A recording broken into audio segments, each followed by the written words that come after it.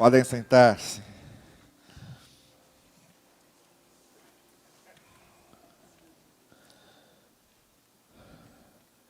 Dia de graças, dia de dar graças, dia de agradecer. E o texto que eu gostaria de ler para a nossa reflexão sobre isso, nessa manhã, é um texto conhecido, que aparece no que nós chamamos de os 3 evangelhos sinóticos, Mateus, Marcos e Lucas.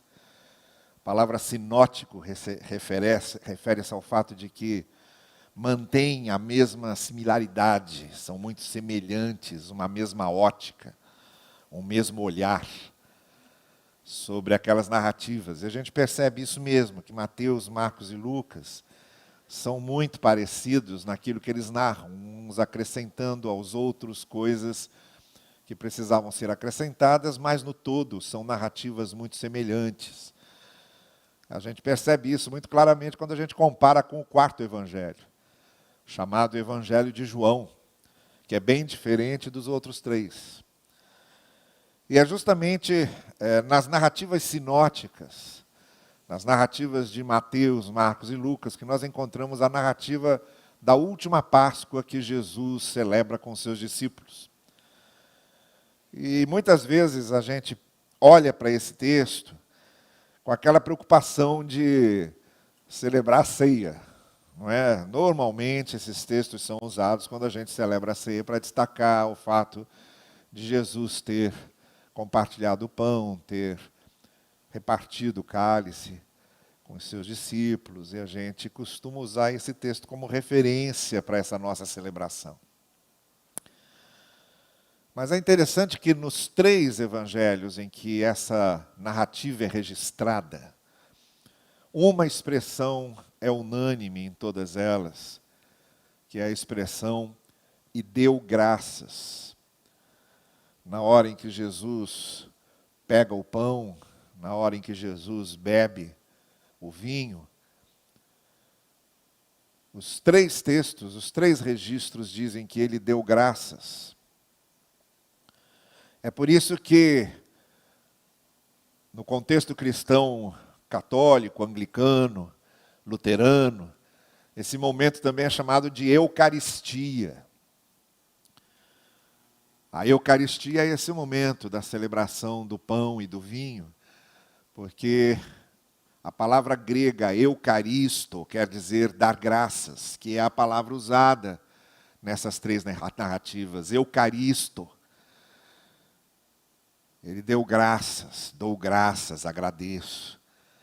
E daí veio a palavra Eucaristia.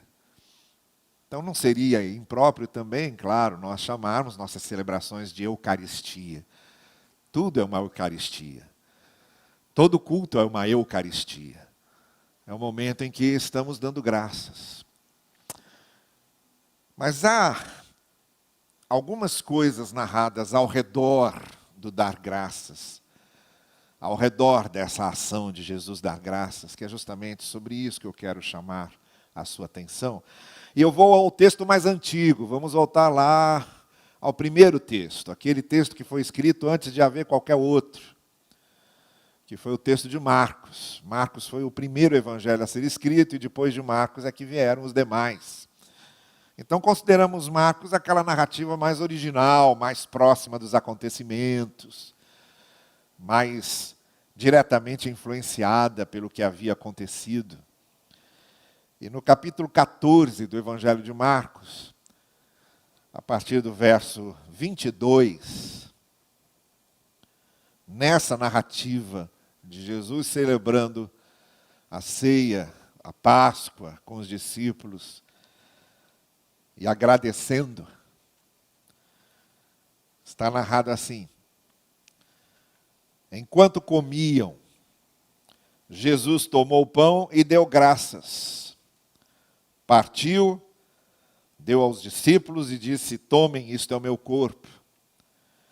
Em seguida tomou o cálice e deu graças. Ofereceu aos discípulos e todos beberam. E disse-lhes: isto é o meu sangue da aliança que é derramado em favor de muitos. Eu afirmo que não beberei outra vez do fruto da videira até aquele dia em que beberei o vinho novo no reino de Deus. Depois de terem cantado um hino, saíram para o Monte das Oliveiras. Olha, de certa forma, a gente entende bem essa iniciativa de darmos graças, de sermos gratos. Eu já tenho dito aqui algumas vezes que a gratidão é uma virtude, não é só um sentimento. Ela é uma virtude. A pessoa grata é uma pessoa virtuosa. Até porque é o tipo de virtude que depende de uma outra virtude muito próxima a ela, que é a virtude da humildade. Só os humildes são gratos. Porque só os humildes reconhecem que sozinhos não poderiam, que suas forças não bastam, que suas capacidades são insuficientes. E é preciso a virtude da humildade para conseguir agradecer de coração. É preciso a virtude da humildade para se sentir na sua integridade, na sua profundidade, na sua abrangência, o sentimento de ser grato. Então a gratidão é muito importante, não só como sentimento, mas também como virtude e como virtude demonstrada, como virtude exposta, porque é o tipo de virtude que a gente não tranca só com a gente, é preciso mostrar. Nós precisamos dizer às pessoas a quem somos gratos que nós somos gratos. Nós precisamos agradecer a elas de forma audível, clara, concreta, objetiva, para que fique marcado, demarcado, de forma muito clara, muito evidente, muito notória, que temos o sentimento de gratidão e que não é um sentimento que não pode ser expresso, ele foi feito para ser expresso. A gratidão foi feita para que nós a expressemos. Mas há algumas outras coisas que se referem muito especialmente a nós, no que se refere à gratidão, ao sentimento de gratidão e à nossa experiência de fé, para as quais esse texto nos chama a atenção, porque focalizando, olhando para ele, tentando entendê-lo melhor, a gente percebe que algumas coisas aconteceram ali, naquele gesto de Jesus agradecer. No gesto de Jesus dar graças, havia ali, paralelo àquilo, junto àquilo, inerente àquilo, inserido naquilo, havia algumas coisas acontecendo e que tornavam a expressão de gratidão de Jesus muito mais profunda, muito mais significativa. Então, essa manhã, eu gostaria de começar dizendo a você que não basta ser grato, mas é preciso que a nossa gratidão, então, esteja nesse painel maior das coisas mais significativas, das coisas que têm relação e fazem sentido com a gratidão, de maneira que o gesto da gratidão se torna muito mais maduro, consciente, expressivo. E é sobre isso que eu quero falar a vocês. Dar graças não é só dar graças.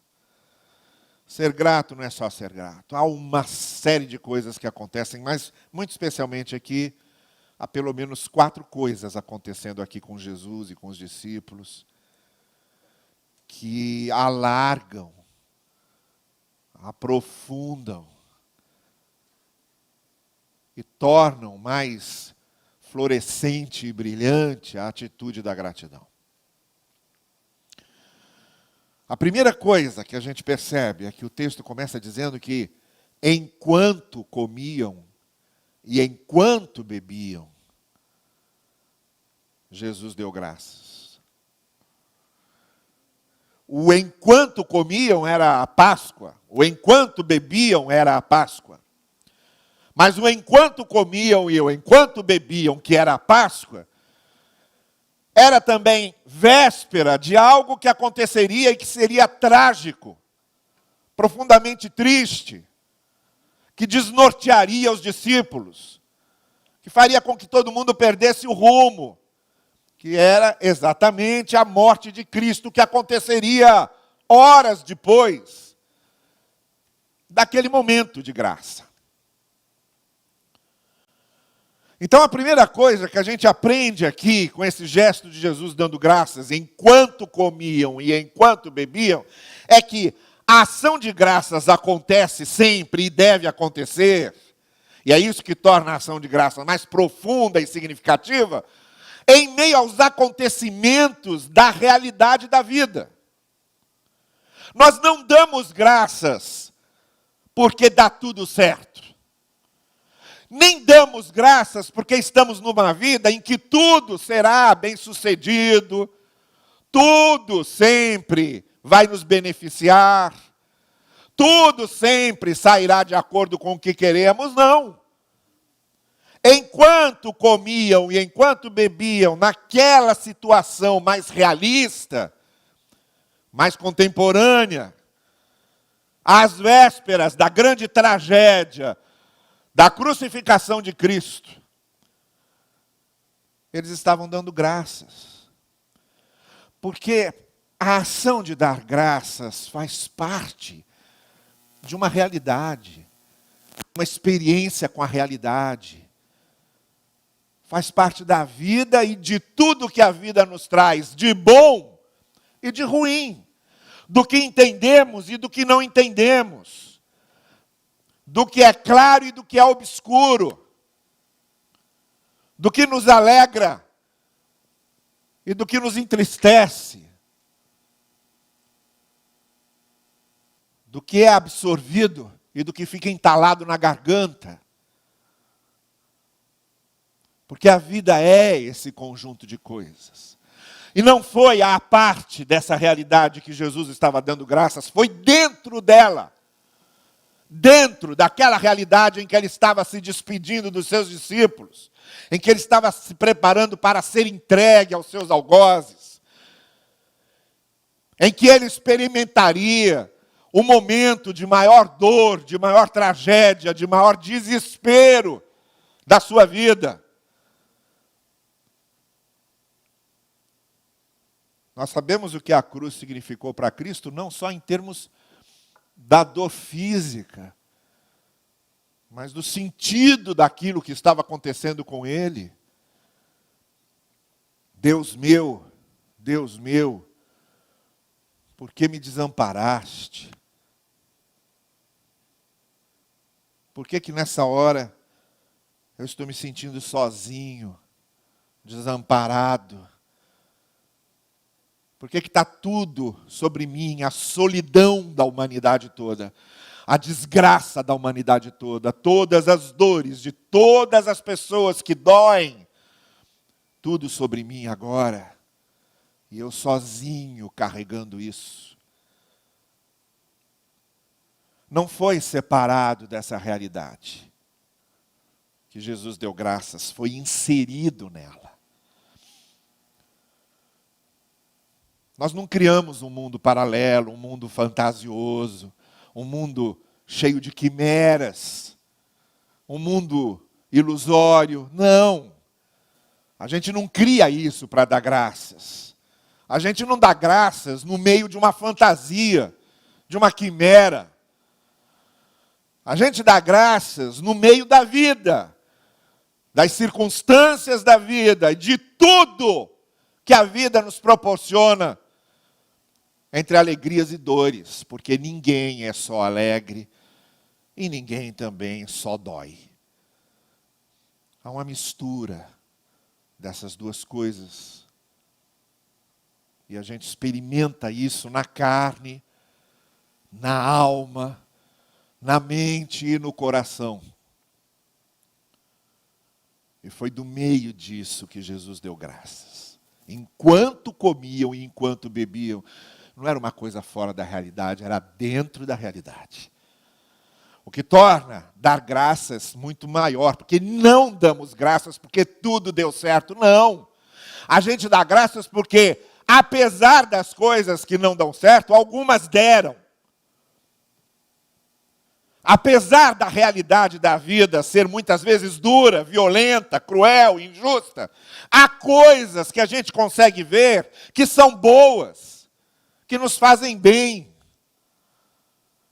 É do meio da realidade da vida que nós damos graças e a nossa gratidão emerge com muito mais força e vigor, porque ela não vem de uma fantasia, ela vem de uma experiência concreta, real, madura, com a vida e com o que a vida é. Enquanto comiam e enquanto bebiam. Aí passamos para a segunda coisa que acontece ali também. Enquanto Jesus está dando graças, o texto diz que ele parte o pão e dá aos seus discípulos. Ele bebe do cálice e depois vão passando o cálice para as mãos dos discípulos, vão dividindo aquela bebida, vão compartilhando o vinho.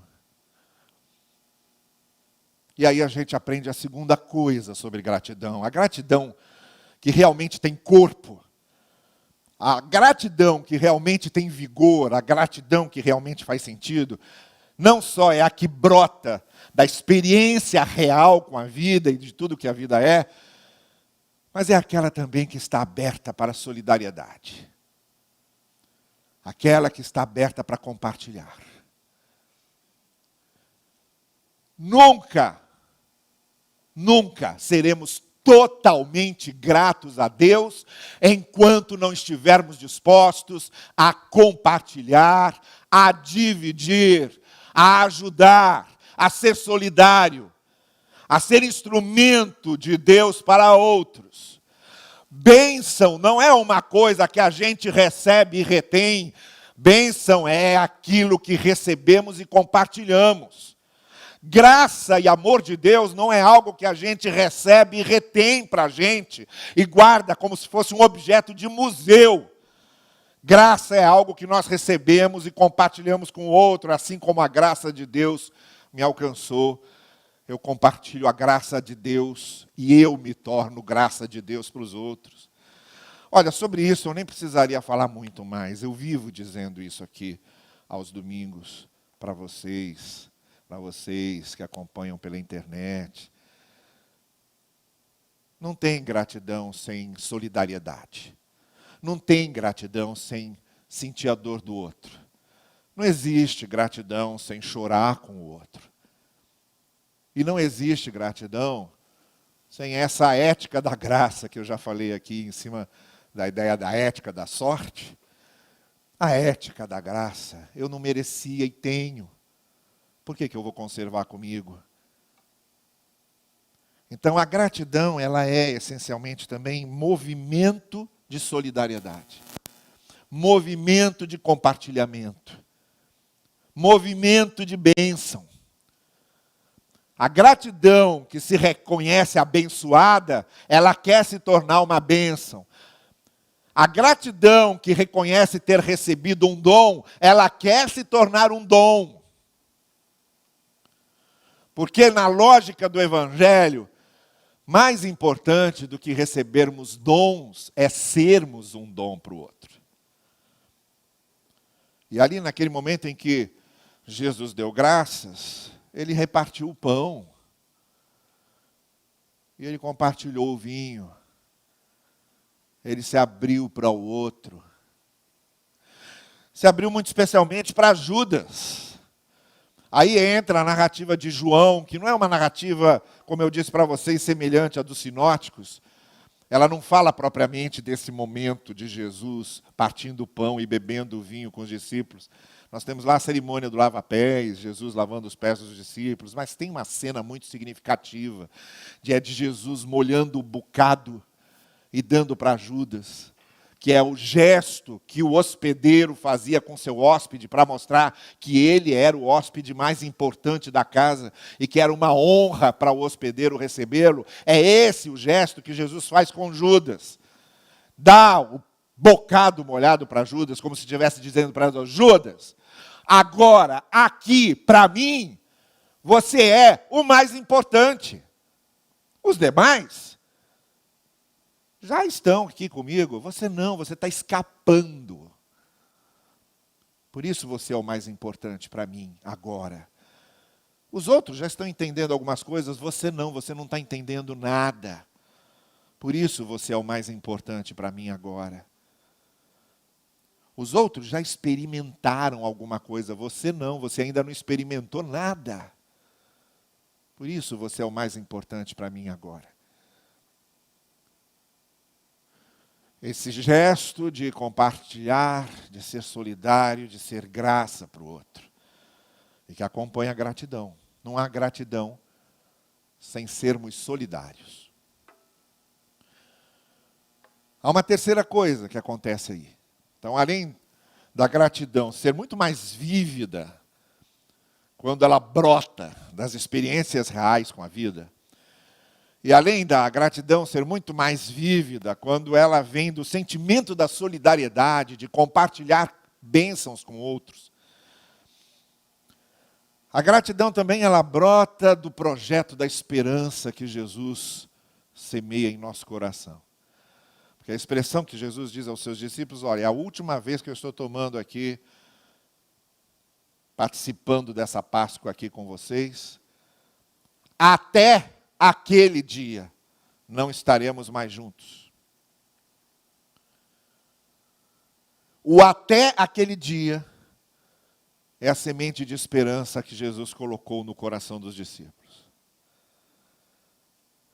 E é isso que torna a gratidão de Jesus ali, a ação de graças de Jesus, tremendamente luminosa naquele momento. Porque Jesus estava falando de esperança numa situação extremamente conturbada, de insegurança, de mudança de tudo, de falta de perspectivas, de falta de horizonte. A gente sabe como é que aqueles discípulos, cada um iria para um lado, como ficariam escondidos, com medo de tudo. E no meio daquela situação mais angustiante, Jesus fala do até aquele dia. Deixando muito claro que, sim, o presente muitas vezes nos fere, nos atormenta, nos confunde, nos desnorteia. Aquela tristeza, aquela doença, aquele conflito, aquela falta, aquela aflição, aquela tribulação, tudo isso é muito presente na nossa vida, mas não é o presente que fala sozinho. A esperança também fala. O futuro também fala. E o que Jesus fez ao semear essa semente de esperança no coração dos seus discípulos é nos lembrar, olha, o dia é uma realidade, mas não é só ele. Existe aquele dia. E até aquele dia, vocês vão caminhar na esperança. Olhando para aquele dia, para conseguir suportar esse dia. Olhando para aquele dia, para conseguir resistir a esse dia. Olhando para aquele dia, para conseguir vencer esse dia. Olhando para aquele dia, para que esse dia não torne você um pessimista, um cético, um amargurado.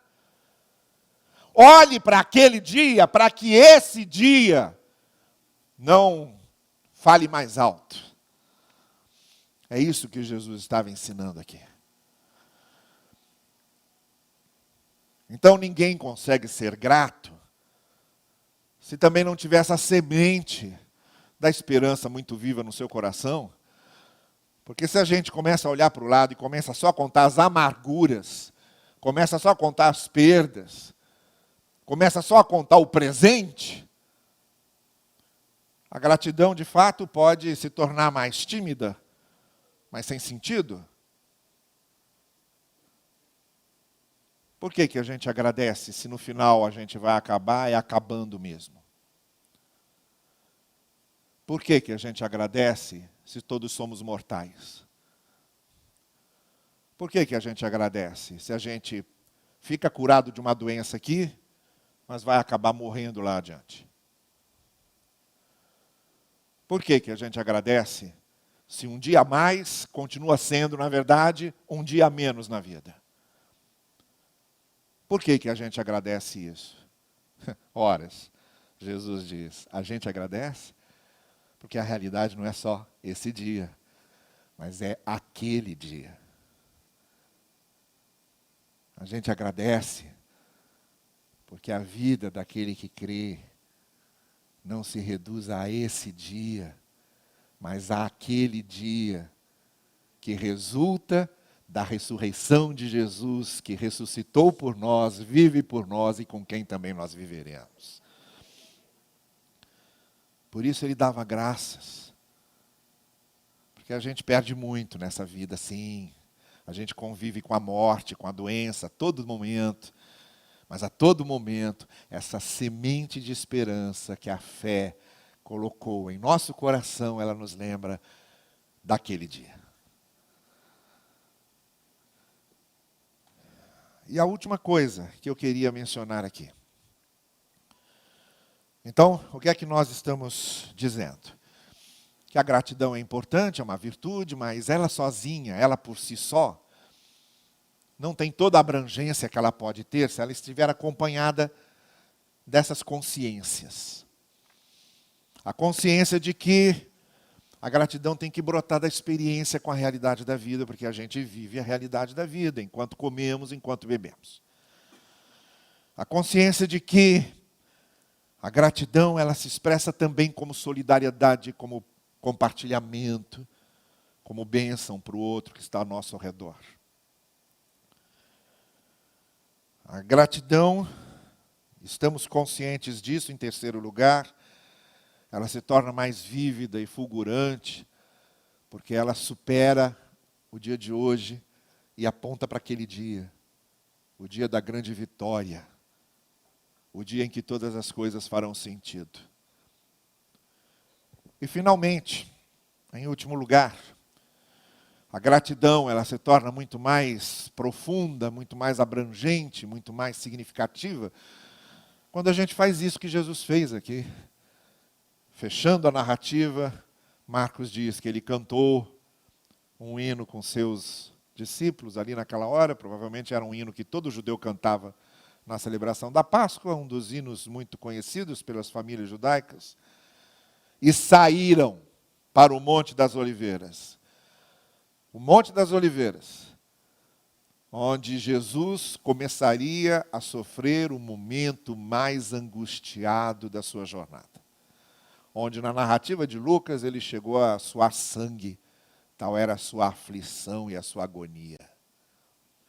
Foram para o Monte das Oliveiras. E isso nos ensina que a gratidão, ela se torna mais significativa, mais profunda, mais verdadeira e abrangente e fulgurosa, quando a gente parte para cumprir a missão que essa experiência de fé nos dá.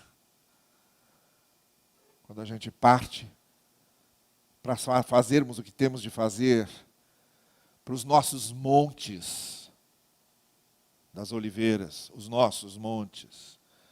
O de Jesus foi aquele. O Monte das Oliveiras dos discípulos veio depois. Cada um deles teve que passar pelo seu Monte das Oliveiras, o seu próprio Monte das Oliveiras. O que a gente sabe é que nenhum deles morreu naturalmente, foram todos martirizados. E cada pessoa que segue a Cristo também tem que passar pelos seus Montes das Oliveiras. Então aqui, agora, nós estamos juntos cantando, louvando a Deus, momento gostoso da vida. Mas a gente vai sair daqui para os nossos Montes das Oliveiras.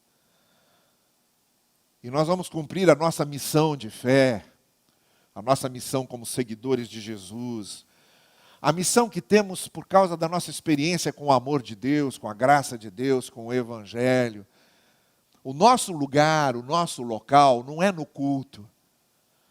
O nosso local é no Monte das Oliveiras, é onde nós estamos cumprindo a nossa missão, é onde nós estamos abençoando as pessoas, é onde estamos testemunhando do Evangelho, é onde estamos transmitindo o amor de Deus, onde estamos amando as pessoas. Lá é a nossa missão. Eles saíram e foram para lá. Foi a mesma coisa que aconteceu no Monte da Transfiguração. Quando tiveram aquela visão iluminada do Cristo transfigurado, Moisés, Elias e, de certa forma, os 3 apóstolos que estavam com Jesus ficaram ali muito impressionados. Pedro ficou tão impressionado que chegou a dizer: vamos armar aqui uma tenda para a gente ficar aqui, porque isso aqui é bom demais de ver, de sentir, de ouvir. É bom demais. É bom demais ficar aqui ouvindo vocês. Talvez não seja bom demais vocês ficarem para sempre aqui tocando e cantando, mas para a gente é bom demais ficar aqui ouvindo vocês. Mas não é isso. A missão não é essa. Isso aqui é preparação para a missão, isso aqui é alimentação para que cumpramos a missão. É o posto de combustível. É onde nos armazenamos de combustível.